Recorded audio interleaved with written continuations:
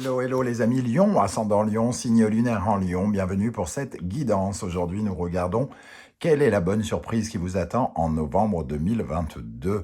Alors je rappelle que le tarot n'a pas la même temporalité que nous, donc ça peut parler à certains lions dès à présent et parler à d'autres lions au début du mois de novembre, voire à la fin du mois de novembre, voire au début du mois de décembre pour d'autres. Donc si ça ne vous parle pas, si ce tirage ne vous parle pas, n'hésitez pas à revenir plus tard, dans quelques jours ou quelques semaines. Voilà, donc bienvenue déjà aux personnes qui découvrent la chaîne aujourd'hui, bienvenue à vous et bienvenue à tous les autres, les réguliers ou moins réguliers qui me soutenaient. Voilà, je vous remercie en tout cas d'être là. Je vous rappelle que c'est un tirage général qui ne va pas parler à tous les lions de la même façon, vous ne vivez pas tous la même chose en même temps, donc les messages sont forcément différents pour chacun d'entre vous. Ne prenez que ce qui vibre avec ce que vous vivez actuellement. N'hésitez pas à adapter mon vocabulaire à votre situation pour que les messages correspondent mieux et à faire votre propre interprétation de ce tirage. Peut-être que vous allez ressentir des messages par vous-même. Prenez-les. Ils sont là pour ça. Je vous recommande comme d'habitude de regarder la vidéo de votre signe ascendant et de votre signe lunaire pour avoir des compléments d'information ou peut-être recevoir un tout autre message qui vous parlera d'autant plus. Dans la barre d'infos juste en dessous, vous trouverez différents liens qui vous mèneront vers les guidances que j'ai effectuées pour le signe des lions récemment, comme par exemple la guidance trimestrielle de l'automne que je viens de mettre en ligne, et toutes les guidances du mois d'octobre qui sont encore d'actualité puisque je tourne en octobre. Donc la guidance sentimentale, professionnelle, les messages de vos guides, la guidance générale d'octobre sont à votre disposition. Et vous trouverez également dans la barre d'infos mon adresse email si vous désirez des renseignements pour les tirages personnalisés. Allez, on commence avec l'énergie principale de cette bonne surprise qui vous attend. Avec le tarot de Marseille, nous avons l'arcane sans nom et le jugement. Autant dire qu'il y a quelque chose qui va ressusciter ici. L'arcane sans nom nous parle de la fin d'une période douloureuse, de quelque chose qui doit prendre fin, d'une transformation. N'y voyez pas que le négatif de l'arcane sans nom, c'est la vie et la renaissance, l'arcane sans nom. Donc on tourne une page ici avec quelque chose qui est ancien. Et le jugement, c'est le réveil des morts. Donc on retrouve ici, et on ressuscite. On enterre quelque chose, mais on ressuscite. Le jugement nous parle aussi de nouvelles qui nous apportent des clarifications, qui nous apportent une certaine forme de succès dans ce que nous entreprenons. Donc il y a quelque chose, une porte qui se ferme, mais pour en ouvrir une autre, véritablement pour qu'on se relève par rapport à une période qui a été douloureuse, qu'on a mal vécue, qu'elle soit d'ordre sentimental, professionnel, familial ou autre. Voyez comment ça vous parle, mais ici, on a la possibilité d'avoir de très bonnes nouvelles qui vont nous remettre véritablement sur pied dans un domaine ou un autre de notre vie. Voilà, il y a véritablement une transformation, quelque chose qui va se clarifier pour vous et des bonnes nouvelles qui peuvent arriver. On va essayer de compléter avec le reste des cartes. Avec le murmure des animaux, nous avons le koala qui nous parle de dépendance et nous avons l'ours qui nous parle de retraite, de solitude. Ça peut nous parler de, ici, ces deux cartes peuvent nous parler de votre rapport à la dépendance ou l'indépendance. Des bonnes nouvelles qui peuvent clôturer une phase où vous étiez dépendant de quelqu'un d'une mauvaise façon et vous inciter à aller vers une sorte de retrait, de solitude ou d'aller vers quelqu'un d'autre, tout simplement, ou de revoir votre rapport de dépendance, d'obsession peut-être, et du fait de croire que vous ne pouvez pas exister seul, de croire que vous ne pouvez pas travailler seul, de croire que vous ne pouvez pas avoir du succès sans tel patron, telle personne, tel machin. Vraiment, ici, on vous invite à revoir ça. Les nouvelles peuvent venir de là, donc il peut y avoir aussi une scission avec un ancien monde et peut-être d'anciennes relations en terminer avec un travail, par exemple, avec lequel on croyait être dépendant, c'est-à-dire on était convaincu qu'on en avait besoin, alors qu'on peut avoir d'autres solutions et trouver dans cette réflexion de l'ours ici, dans ce retrait, dans cette introspection, on peut trouver d'autres solutions qui nous conviennent beaucoup plus. La résurrection, c'est ici véritablement de laisser quelque chose derrière et de revivre. Donc On prend conscience peut-être qu'on n'a pas besoin de quelque chose, qu'on n'a pas besoin de quelqu'un, alors qu'on n'arrivait peut-être pas à lâcher avant, on était convaincu que sans cette personne, sans cette chose, nous ne pouvions pas avancer. Et j'ai l'impression que c'est là où ça se joue et c'est là où vous vous libérez, où les choses se clarifient. Avec le grand été là, nous avons inaction, profit, affection, garçon studieux et mariage, liaison. On voit peut-être qu'il y a quelque chose de relationnel pour certains d'entre vous, hein, le mariage, liaison, en tout cas ça nous parle d'union ou de divorce, entre guillemets. C'est-à-dire que ici, il est question de tourner une page quand tu as quelque chose de douloureux. Donc si la page douloureuse, ça a été un célibat de Starbé, eh bien, vous allez plutôt vers une relation qui va vous faire revivre. Si au contraire, vous viviez des relations extrêmement compliquées avec votre employeur ou votre mari ou ex-mari, il peut y avoir quelque chose qui va se transformer ici.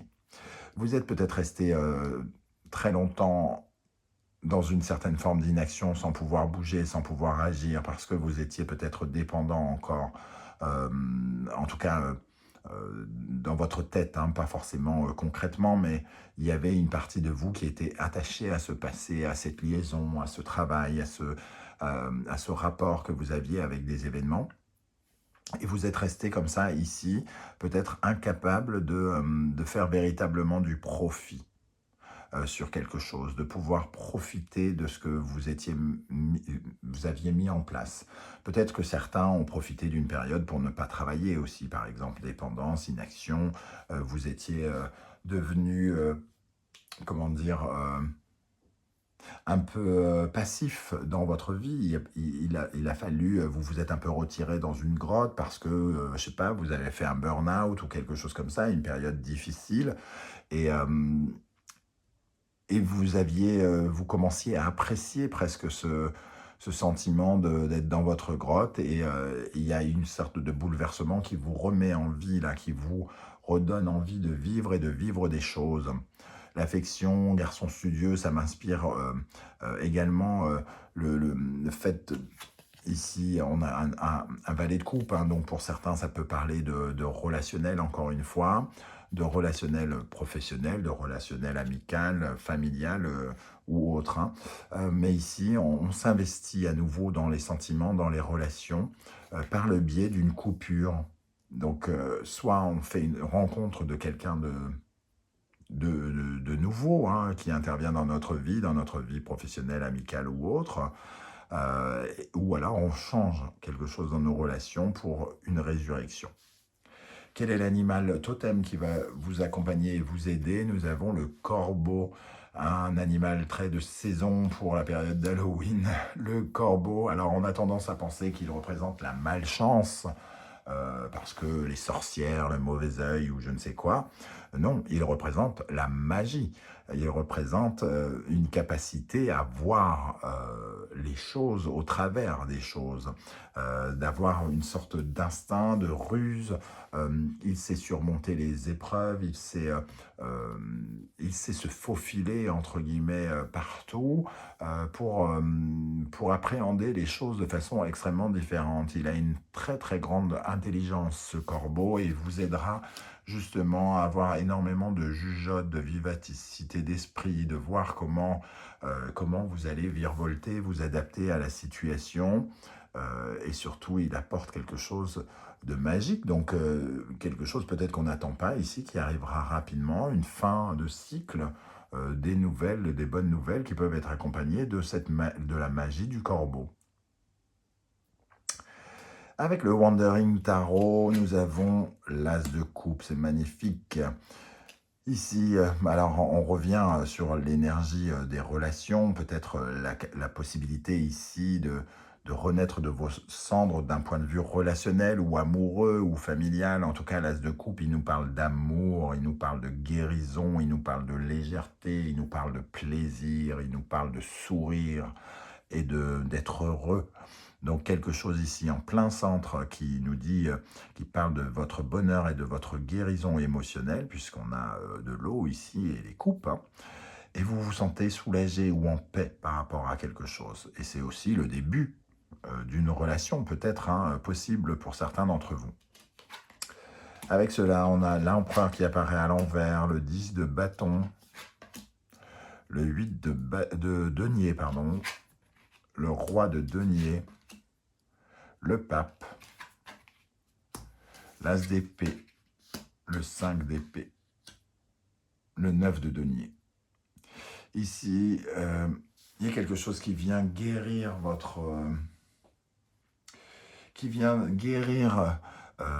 une certaine forme de conflit intérieur, un conflit de dépendance à mon sens. Vous n'arriviez pas à voir la vérité en face avec cet as d'épée.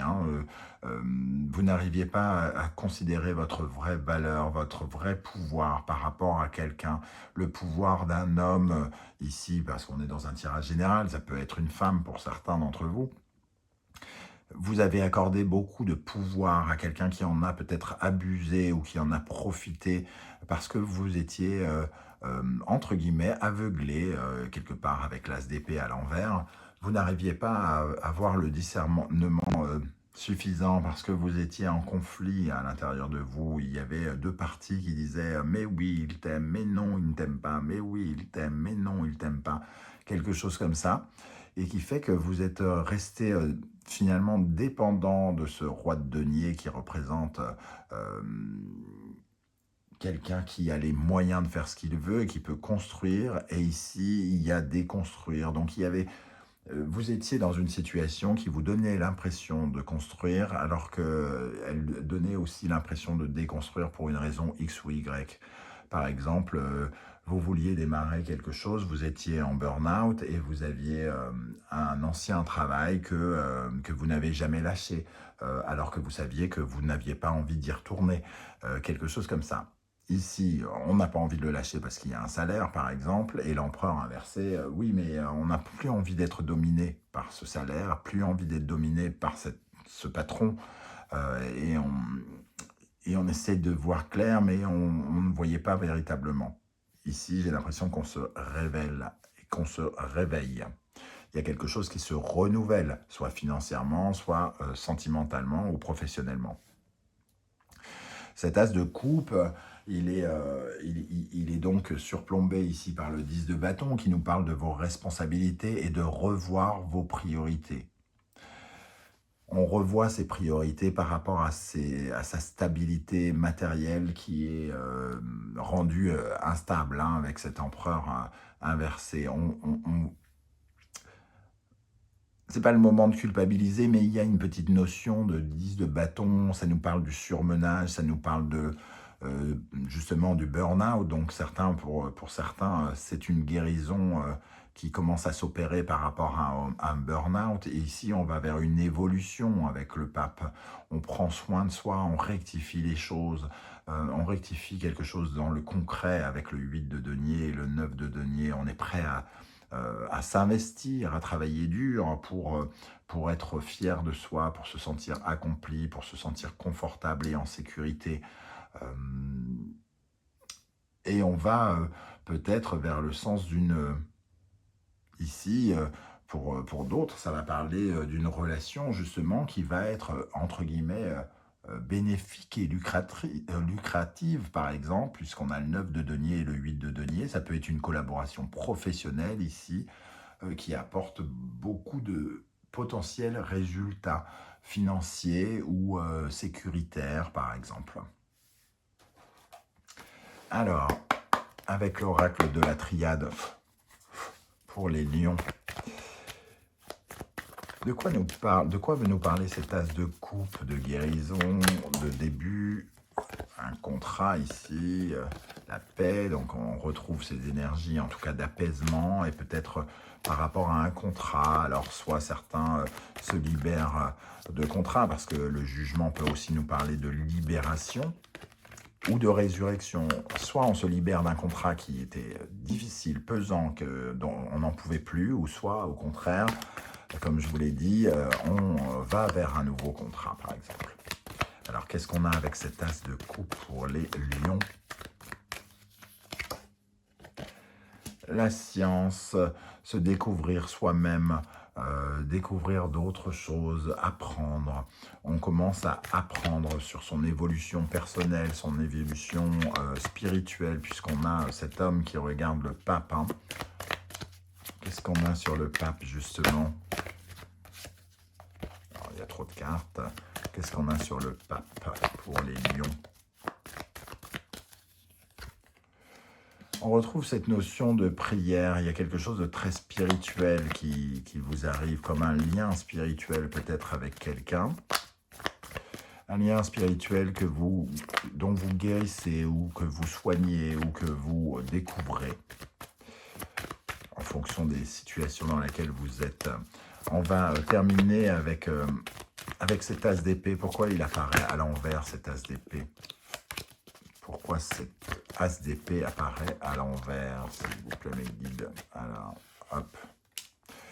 On s'est menti, comme je le disais, il y a une forme de... Vous ne vouliez pas voir ou vous ne voyez pas ce qui se passait par rapport à ce sentiment de vouloir être absolument protégé ici.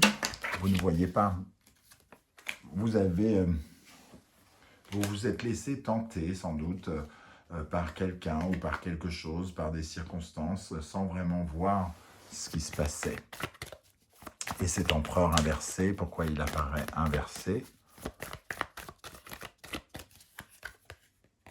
On retrouve cette tentation, hein, on retrouve cette pomme ici, hein, tentation et erreur. Pour moi,